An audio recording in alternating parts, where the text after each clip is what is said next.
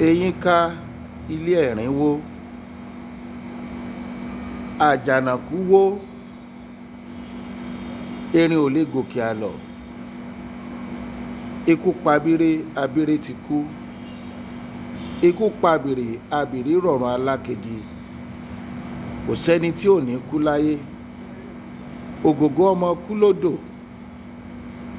ó di gbére ó di kéṣe, ó dàrìnà kó ó tún dojú àlá, ó di nígbó ẹbọra ká tún tó máa ríra. Láago 3 ọ̀sán ọjọ́ Sunday òní, wọ́n ní Ògògó dágbére fáyé, ó ti fi gbogbo òṣèré lẹ̀. Ògògó ti wálé ayé wá ṣe rere, kò sẹ́kù ṣùgbọ́n ti yá jù. Ẹni ayé ń fẹ́ lògògó, ikú ò sì wo ohunkóhun mọ́gògó lára tó fi mú lọ. Kò wó tẹwàá ọkùnrin, kò wó tọmọ gíga, ó fi ikú dá àwa èèyàn, ó fi dá wa lára. Ìyẹn Ògògó ó mú lọ sọ́dọ̀, ó di gbére o. Àkọ̀yìnsí lókù tá a máa wò lẹ́yìn, àkọ̀yìnsí lókù tá a máa wò.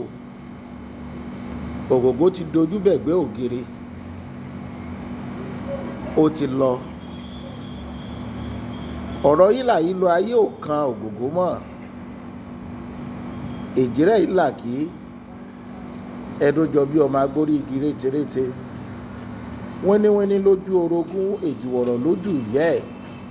Ọmọ wọn nílùú Ìlaró, ọmọ wọn nílùú Ìlaró, mi ò mọ bó ṣe ń ṣe mí. Ọ̀bẹ kìsì bẹ́ẹ̀ ń kẹsẹ́, ó délé alákìsà, ó sọwọ́ donígba aṣọ, mú mi kí n bọ́ relé, yìn mí kí n padà lẹ́yìn rẹ̀. Táíwò Hassan Ògògó, ògbóǹtarìgì òṣèré. A mọ̀ pé ikú ti yá, ó tásìkò tí ikú fẹ́ pa ọ́ rèé, àbá ti wá nǹkan kan ṣe fókù. Ṣùgbọ́n ikú ò gbowó, bẹ́ẹ̀ ni ò gbòmí. Ó lẹ́ni ikú kàn ní Táíwò Hassan ni òun fẹ́ máa mú lọ.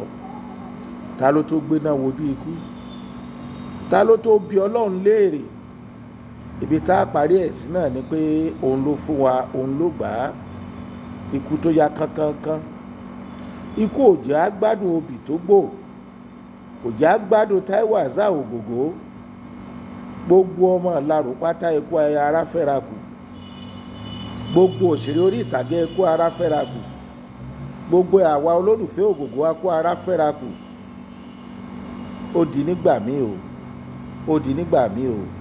Ògògó ti ṣe ẹ̀, ó lọ síbẹ̀ òmíì. À ń wá, a ò rí, a ò mọ bí tó lọ o, àwa ò rí.